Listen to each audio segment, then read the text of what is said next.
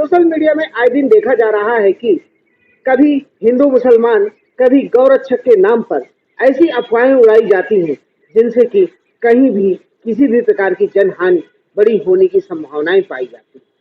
हम इसी मामले को लेकर आज एक ऐसे शख्स से मिलने आए हैं जो कि हमें इस विषय में बताएंगे कि आखिरकार ये कहाँ से अफवाह उड़ती है और जिसको लेकर शासन आज दम भरती है, आखिरकार इस मुद्दे को उठाने वाला भी कौन व्यक्ति था और उसकी मानसिकता कितनी अच्छी थी। हम चर्चा करेंगे अंसार जी से जो सच एक्सप्रेस के अच्छे लेखक हैं और वो यहाँ के पूर्व विधायक आरिफ अकील जी के नजदीकी भी। हम उनसे चर्चा करेंगे आखिरकार किसने ये मुद्दा उठाया था और क्या इसकी सच्चाई है। जी नमस्कार सर। अंसार जी, हमें ये जानकारी है कि आप आरिफ अकील जी के आप क्लोज हैं और आप सच एक्सप्रेस में लिखते भी बहुत ऐसा है कि जो एक समाज के लिए अच्छे मैसेज के रूप में देखा जाता है, लेकिन आए दिन सोशल मीडिया में देखा जाता है कि कभी हिंदू मुसलमान करके भिड़ाया जाता है, कभी जो है गौ मांस या गौ हत्या, गौ की गाड़ियां पकड़ना, ऐसे मुद्दों को लेकर के हिंदू मुसलमान करके बहुत ज्यादा माहौल क्रिएट किया जाता है। तो हमें ये भी जानकारी प्राप्त हुई कि अकील जी ने इस मुद्दे को बहुत पहले उठाया था। क्या था वो मुद्दा, जरा आप कुछ बताएंगे दर्शकों को। पहले तो दिव्य जी बहुत बहुत धन्यवाद आपका, आपको और एटीएन की पूरी टीम को बहुत बहुत धन्यवाद। बहुत दिन बाद आपसे मुलाकात हो रही है। दूसरी बात यह है कि जैसा आप मेरा परिचय करा रहे हैं, मैं आपका परिचय कराता हूं कि आप राजधानी के एटीएन टीम के एक बहुत ही जागरूक और ज्वलंत मुद्दे उठाने वाले वरिष्ठ पत्रकार हैं। धन्यवाद। हम तो आपके छोटे भाई हैं और हम तो एक आपके ही जैसे संरक्षक हैं। बिल्कुल बिल्कुल हमारे छोटे भाई हो, लेकिन आपका भविष्य बहुत उज्जवल है, आपकी कलम बहुत ताकतवर है और आपका सोच बहुत अच्छी है। उसको लेकर अपन फिर कभी आगे चर्चा भी करेंगे, आगे लिखेंगे भी और आगे बोलेंगे भी। आपका जो सवाल है, शायद आप उस बात को लेकर कह रहे हैं कि जो कल विधानसभा में आसिफ वकील ने जो मामला उठाया और उसका जवाब में दूसरे विधायक ने जो बोला। तो पहले मैं आपको ये बता दूं कि आसिफ वकील ने जो सवाल उठाया वो विधानसभा में सबको मालूम है। आप भी कवरेज पे थे, आपने भी देखा, हमने भी देखा, सबने देखा। उसके जवाब में जो बाहर जो दूसरे विधायक ने जो बोला वो भी आपने सुना, सबने सुना और वो बोलती ऐसा है कि लोग उसी को सुने, उसके अलावा उनके पास नहीं। अब मैं आता हूँ अपने मूल मुद्दे पर। हाँ, सियासत के मैदान में, मेरी पत्रकारिता में आज पूर्व विधायक, पूर्व कैबिनेट मंत्री आरिफ अकील साहब का बहुत योगदान है। वो मेरे बहुत शुभचिंतक थे, मेरे वरिष्ठ थे, मैं उनको घर परिवार से मेरे रिश्ते थे और बहुत गहरे रिश्ते थे, ये सबको मालूम है। आप जिस मुद्दे की बात कर रहे हैं वो मुद्दा उन्होंने शायद 2007 में उसको उठाया। जब वो विधानसभा अध्यक्ष थे तो उन्होंने एक ऐसी भावुक भाषण दिया था कि विधानसभा अध्यक्ष रोने लगे थे। उनका कहना था, ये दोनों जो विधायक बोल रहे हैं ना, ये हो सकता है कि लोकप्रियता हासिल करने के लिए बोल रहे हो या उनका जेन्युइन मुद्दा हो, क्योंकि उनने जब बोला था उस समय जो कैबिनेट मंत्री थी, पशुपालन मंत्री कुसुम महदेले, वो अपने साड़ी के पल्लू से आंसू पोंछने लगा और विधानसभा अध्यक्ष जो थे उनका चश्मा 3 बार उतरा, वो देखा जा सकता है, 3 बार रोए। आरिफ अकील साहब ने कहा था कि इसको राष्ट्रीय पशु घोषित करिए, नंबर 1। दूसरी बात, इसका गाय का वही सम्मान करिए जो एक बेटा अपनी माँ का करता है। जब तक वो जिंदा रहे तो बूढ़ी होने के बाद उसको कागजियों में नहीं डालना, उसके घर में रखिए, उसको वही सम्मान करिए जो अपनी माँ का करते हैं। दवा, इलाज, जो भी खाना पीना उसका जिस तरह से किया जाता है अच्छी तरीके से। उसके बाद बूढ़ी और उसको दवा की जरूरत पड़े तो उसको इलाज करिए, अच्छा इलाज करिए। उसके बाद अगर उसकी जब मौत होती है तो अगर वो मुस्लिम परिवार में रह रही है तो उसके लिए अलग से कब्रिस्तान बनाया जाए, उसको ससम्मान दफन किया जाए, उसका गाय का कब्रिस्तान अलग हो। अगर वो हिंदू परिवार में है तो उसका दाह संस्कार हो और ससम्मान हो, उसको कफन के साथ सम्मान हो, उसको फूलों के साथ सम्मान हो और उसके बाद उसकी गाय की हड्डियों को नीलामी ना हो, चमड़े की नीलामी ना हो, दांतों की नीलामी ना हो, सीनों की नीलामी ना हो, खुरों की नीलामी ना हो। मतलब आरिफ अकील साहब का कहना यह था कि उसके शरीर के किसी भी चीज की नीलामी ना हो, उसको वही सम्मान मिले जो एक अंतिम संस्कार में मानव जाति को मिलता है। ये थी हकीकत। आपकी बात पूरी करूंगा द्विवेदी साहब। और उस बात को कुसुम महदेले साहब ने कहा कि जो बहुत बड़ी कैबिनेट मंत्री थी और बहुत बुंदेलखंड की बहुत दिग्गज नेता है, उन्होंने कहा कि अकील साहब ये मेरे अकेले के उसमें नहीं है, लेकिन पार्टी एग्री नहीं है और वो उसको प्रस्ताव को पारित नहीं होने दिया।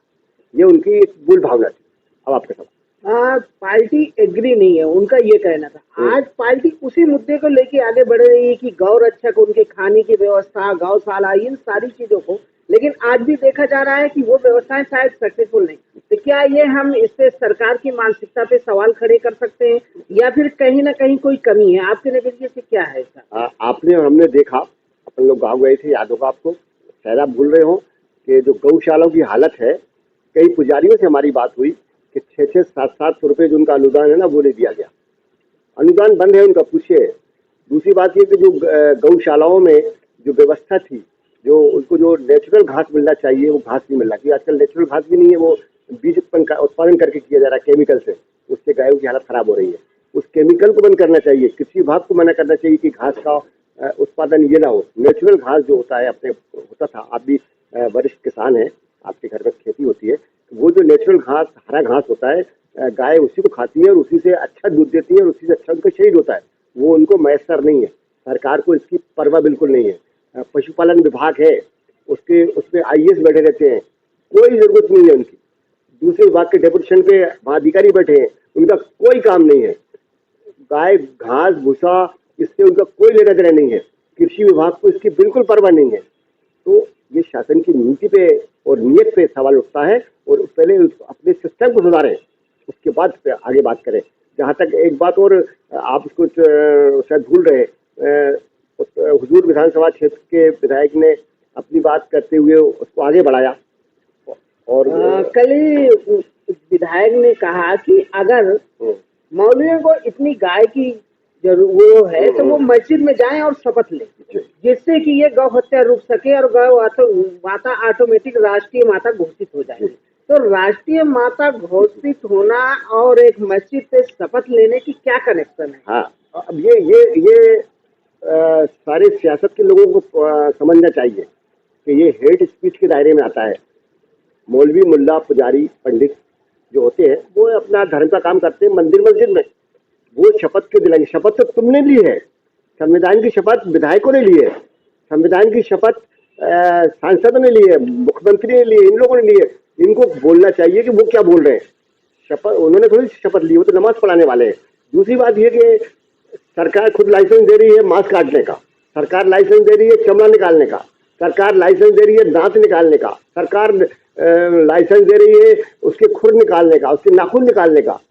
और कसम मुल्ला मौलवी से खिलवा रहे हो कि तुम कसम खाओ। अरे भाई, वो क्यों कसम खाएंगे और उनकी कसम को कौन मानेगा? तुम जब वो विधायक कह रहे हैं आतिफ वकील के कानून बनाओ ना, जो तुम विधानसभा में बनाती हो, तुमने जैसे लव जिहाद बनाया, जो कोई कानून ही नहीं है। मैं नहीं मानता उस कानून को, लव जिहाद को। मेरे को किसी से प्यार करना है, कोई मुझसे प्यार करेगा, उसको कौन रोक सकता है? सदियों से कोई नहीं रोक पाया, कोई दुनिया का कानून नहीं है, कोई किसी धर्म में इसका कोई वो नहीं है, जो चाहे कर सकता है। खुद सुप्रीम कोर्ट कहती है कि एक आदमी चाहे तो अपने लिव इन रिलेशनशिप पे रह सकता है। एक तरफ आपने लव जिहाद का कानून बना दिया और बना के सिर्फ एक वर्ग विशेष को टारगेट किया, वो कर रहे हैं। और रोजाना यही काम इनका, पाकिस्तान, कब्रिस्तान, शमशान, मुसलमान, मुल्ला, मौलवी, इससे आगे आपको आगे नहीं चलते। आपके क्षेत्र में क्या हो रहा है, आपके कितनी अवैध कॉलोनियां हो रही हैं, आपके क्या हो रहा है, आपकी कितनी स्पीच, 1, 2, 10, 20 नहीं, रोजाना। जो बीजेपी के 2-3 विधायक हैं, इनका रोज का यही काम है कि मुल्ला, मौलवी, शरीयत, कानून, इसके पे ही उनकी आधारित है, उन पर उनका काम चलता है। सच्चाई ये है। और आज भी हमारे मुस्लिम वर्ग विशेष से हमारी बात होती है तो उनका कहना है कि बिल्कुल तत्काल कानून बन जाना चाहिए। हम समर्थन करते हैं, हमारा पूरा मुस्लिम उलेमा इसका समर्थन करते हैं और लोग भी करते हैं। लेकिन नीयत साफ होगी तब ये सच्चाई सामने आएगी और उस दिन से किराए बंद। लेकिन फिर इनका ये बोलना बंद हो जाएगा। दिक्कत ये है, तो ये इनका अभी इनसे पूछो कि इनका जो व्यापार हो रहा है मांस का, हम तो कहते हैं कि लाइसेंस नगर निगम देती है, ग्रामीण क्षेत्र में पंचायत देती है मांस का। हमसे कहते हैं मुर्गा भी बंद करिए, मछली भी बंद करिए, बकरा भी बंद करिए, सब पे पाबंदी लगाइए, क्योंकि हमारे जैन भाइयों का भी सम्मान हो, हमारे पंडितों का भी सम्मान हो, हमारे अग्रवाल बंधुओं का भी सम्मान। समाज में हमारे देश गुलदस्ता है। अगर एक मुसलमान मांस मछली नहीं खाएगा तो मरेगा थोड़ी। हमारे धर्मावलंबी कहते हैं कि एक सब्जी खोर मुसलमान मांस खाने वाले मुसलमान से अच्छा हो सकता है। जरूरी है मांस गोश्त खाना, हमारे कंपलसरी नहीं है। गोश्त खाओगे तो मुसलमान रहोगे, अच्छे जब रहोगे, जब किसी को अच्छा बनाओगे। तो अच्छे बनने के लिए हमारा कहना यह है कि हम छोड़ देंगे मांस, लेकिन आप लाइसेंस देना बंद कर दिए। मुर्गा, मछली, अंडा, झींगा, दरियाई गोश्त, जंगली जानवर, ये वाले जानवर, सारे जानवरों का लाइसेंस, मीट का उत्पादन, आयात निर्यात सब बंद कर दीजिए। द्विवेदी जी, कैसी हास्य परिस्थिति है। एक तरफ पशुपालन विभाग है, जहाँ से जो विभाग हमेशा प्लस में जाता है। क्यों जाता है प्लस में? इसलिए जाता है ना कि उसको पैसा मिल रहा है, रेवेन्यू उसका मिल रहा है। और दूसरी तरफ उन्हीं के सरकार के शपथ ग्रहण करने वाले विधायक इस तरह की बात करते हैं। और जिस बात पे आपत्ति है उस पर सारे मध्य प्रदेश के लोगों की एक राय है कि ये राष्ट्रीय पशु घोषित होना चाहिए, होना चाहिए, होना चाहिए। इसमें एक चीज और देखी जाए कि अधिकतर गौ मांस पकड़ने वाला एक ही दल सामने आता है, वो है बजरंग दल। वही हर जगह गौ मांस पकड़ता है। और ये भी कहा जाता है कि बीजेपी का वो बैक सपोर्ट और बीजेपी उसको सपोर्ट करती है। इसी कारण शायद वो कहीं भी माऊ दिलसिंह जैसी घटनाओं को रूप देते हैं। लेकिन क्या ये सही है कि किसी को मारना या गौ मांस पकड़ना क्या पुलिस प्रशासन को सौंपना ये उचित नहीं है? ये जो काम होते हैं ये कहाँ तक आप सही मानते हैं? देखिए, इसमें आप मेरे से पूछेंगे तो हो सकता है कि कहीं ना कहीं ये लगे कि मैं वर्ग विशेष का हूँ, तो मैं उनकी तरफ बोल रहा हूँ। क्राइम को मैं कभी भी उचित नहीं समझता। अगर कोई अगर इस बीच में मैंने ये भी देखा कि कई ऐसे नाम आए जो बीजेपी से जुड़े हैं या फिर वो हिंदू समाज के हैं और वो ऐसे व्यापार से जुड़े हुए थे। तो ये तो किसी एक को लेकर के नहीं है। मैं बता रहा हूँ, मैं सड़क से लेके वहां तक पहुंचता हूँ। सड़क पे अगर कोई आदमी अवैध परिवहन करता है अवैध रूप से जानवरों का, तो वो गलत है। लेकिन किसी और आदमी को कानून हाथ में लेने की आवश्यकता नहीं है। उसको कानून के हवाले किया जाए, वहां तक ठीक है। लेकिन उसकी मॉब लिंचिंग, उसको मारना, उसको पीटना, उसको बिना पूछे उसको सब कुछ करना ठीक है। दूसरी बात ये कि मेरी और मेरे दोस्तों की क्या अहमियत है जब देश का प्रधानमंत्री ये कहता है कि देश के 80% गौरक्षक गुंडे बवाली हैं। आपने हमने सुना होगा, उन्होंने कहा था कि जो रात में घूमते हैं 80% गौरक्षक जो है अनाधिकृत रूप से हैं।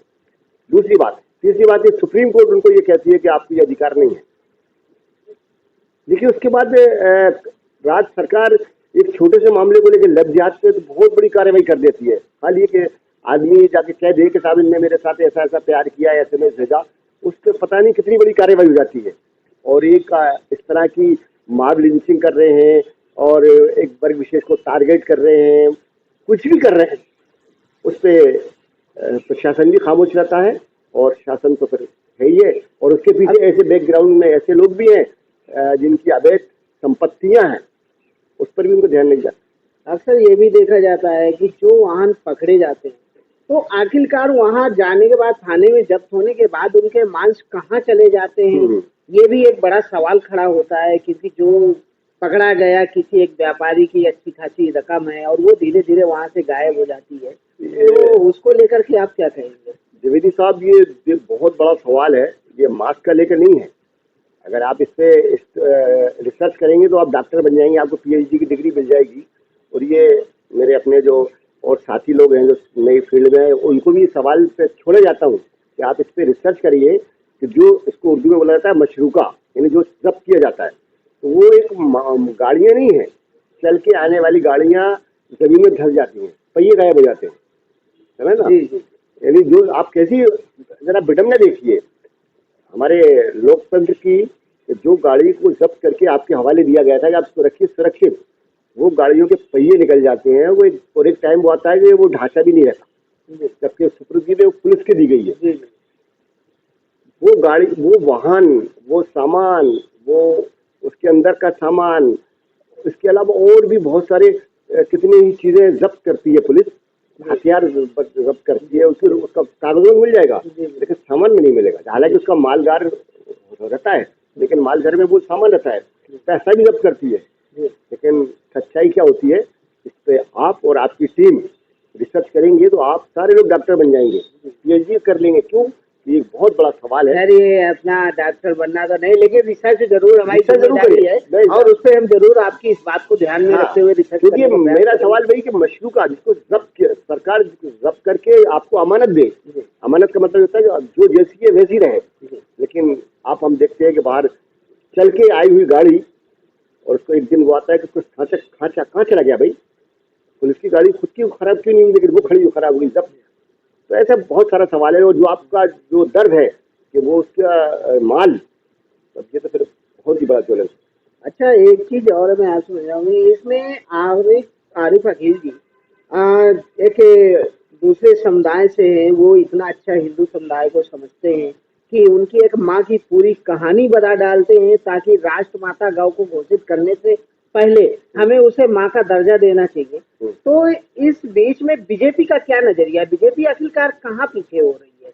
देखिए क्या होता है, मैंने आरिफ अकील साहब को इनकी पूरी सियासत को नजदीक से देखा। वो एक सदी में एक ही आदमी था, अब दूसरा आरिफ अकील नहीं है, अभी इस समय तक नहीं है। अब कोई अगली सदी में कोई पैदा हो तो मुझे नहीं मालूम, लेकिन अभी मुझे यहाँ पूरे भोपाल क्या पूरे भारतवर्ष में दूसरा आरिफ अकील नजर नहीं आता। ये एक है सच्चाई। दूसरी बात ये है कि ये सुन के आपको द्विवेदी जी और आश्चर्य होगा कि वो मुसलमान वोटों से नहीं जीतते थे, वो हिंदू वोटों से जीतते थे। ये तो बहुत बड़ी बात है। ये मैं जानता हूँ इस बात को। अंसारुल हसन इस बात से बात जानता है और उनके साथ रहता था, उनके साथ रहा हूँ, उनके साथ खाया है, उनके साथ पिया है, उनके साथ सफर किया है। जितनी एक मानवीय रिश्ते होते हैं वो मैंने उनके साथ सब निभाए और उन्होंने मुझे वो सम्मान दिया जैसे आज जहाँ पर हम बैठे उसी सम्मान के साथ। तो मुस्लिम वोट एक लिमिटेड थे, परसेंटेज जो भी होता था वोटिंग में, लेकिन बहुमत इनको हिंदू वोटों से मिलता। एक बात, उनके ज़माने में शाहजहाबाद में जो एक मरघटिया मंदिर है उसको बनवाने वाले वो है। उसमें जो सबसे अच्छी गौशाला का है तो मरघटिया मंदिर से। वो अल्पसंख्यक कल्याण मंत्री भी थे, उन्होंने अल्पसंख्यक कल्याण विभाग से उसका निर्माण कराया। उसके अंदर सबसे अच्छा घास भूसे का इंतजाम आज भी उन्हीं की देन है कि आज भी गांव से आता है इनके जानवरों के लिए। और जितने धर्मगुरु थे, चाहे वो 106 महाराज वहाँ के लाल घाटी वाले हों, अंदर हरीफ साहब से पहले, उसके बाद वो कौन आगे नहीं मालूम, गुफा मंदिर वाले हों, सिख समाज के हो, ईसाई समाज के हो, सारे धर्म गुरुओं के साथ 6000 लोगों को सम्मान किया था। उस समय आप नहीं मिले, नहीं आपका भी सम्मान करते। अगर वो उनको पता चलता है कि आप इतने अच्छे लेखक हैं, तो उस आदमी ने हर उस अच्छे आदमी का सम्मान किया। उसे ये नहीं देखा कि ये कांग्रेस का है, बीजेपी का है, ये उसका। जो आपका सवाल है, मुझे याद है कि सुंदरलाल पटवा की जब डेथ हुई थी तो मोटे मोटे आंसू करके उन्होंने कहा था कि मैं पहली बार उनके ही मुख्यमंत्री काल में विधायक बना था, और जब मैं विधायक बना था तो उनने कहा था कि आरिफ अगर मुझसे कोई भूल हो जाए तो मुझे बता देना। ये कह के मुझसे रोशन। आज ये बहुत दूरी हो गई। आप तो बयान सुन रहे हैं, जैसे रामेश्वर कल क्या बोल रहे थे। उनका रिश्ता शहजवार सिंह जी से अच्छा, पटवा जी से अच्छा, शिवराज जी से अच्छा। उनके रिश्ते राजनीतिक प्रतिबंधी नहीं थे, उनके रिश्ते मानवीय होते थे और वो सबका सम्मान करते थे। आज ये चीज मध्य प्रदेश से दूर हो गई। और एक बात और होती थी द्विवेदी जी, कि उस व्यक्ति के अंदर ये होता था कि पूरे मध्य प्रदेश की खबर रखता था। कहीं भी अगर कम्युनल राइट्स है और उसके कान में खबर पहुंच गई आरिफ अकील जी के, तो वो कम्युनल राइट्स को कंट्रोल करने का उसके अंदर एक पावर हुआ करता था। वो अब कोई नहीं है। तो आज के समय में हमें जहाँ तक जानकारी है कि वो अपने उससे लगातार बनते हुए विधायक हैं, उनकी लोकप्रियता बहुत अच्छी है। तो क्या बीजेपी के ये जो फंडे हैं, इन फंडों से उनके वोट बैलेंस पे कोई आपको ऐसा लगता है कि कोई नुकसान पहुंचा पाएगी बीजेपी, या उनका ऐसे ही रुतबा कायम रहे? देखिए, वो जो शख्सियत थी, जैसे मैंने पहले आपसे निवेदन किया कि अब दूसरा आरिफ अकील नहीं है, भोपाल में नहीं है, शहर में नहीं है, मध्य प्रदेश में नहीं है, हिंदुस्तान में नहीं है, और मेरी नज़र में कहीं नहीं। अब अगले सदी में कोई ऐसा आदमी पैदा हो जाए भाई, तो अच्छी बात है, ज़रूरत है कि ऐसे आदमी को पैदा होना चाहिए जो कि उस तरह का हो कि हिंदू मुस्लिम भाईचारा को एक करे, दूसरे के मज़हब का इज्जत करे और ऐसी इज्जत करे कि उसका इतिहास बने। तो वो अब जो आप कह रहे हैं कि वोट बैंक पे असर पड़ सकता है, तो अब ये इनको जो अभी उनके जो बेटे हैं उनको उसकी नक्शे कदम पे चलना पड़ेगा। आरिफ वकील बनने के लिए आरिफ वकील की तरह मतलब कपड़े बदलने से, लिबास चेंज करने से नहीं, उनकी तरह करना पड़ेगा, तो ही कुछ हो सकता है। अब लेकिन आने वाला समय ये बताता है कि वहाँ परिसीमन भी होना है, कुछ इधर भी होना है, कुछ अभी एक और बड़ा संकट है कि एसआईआर में बहुत सारे नाम कट गए हैं, तो ये चुनौती तो है कांग्रेस के साथ से। और दूसरी बात ये है कि ये उत्तर और मध्य जो विधानसभा सीट है, यहाँ पर जो वोटर्स हैं वो आज भी थोड़े से जागरूक हैं, लेकिन कांग्रेस का जो अपना खुद का जो गरूर है वो बहुत नुकसानदेह है, जिसका फायदा बीजेपी उठा रही है। ये सब तो सुना आपने, आरिफ अकील ही वो शख्स हैं जिन्होंने पहले गौ को गौ माता, राष्ट्र माता के नजरिए से देखा और उसको लेकर उन्होंने विधानसभा में आवाज भी उठाई।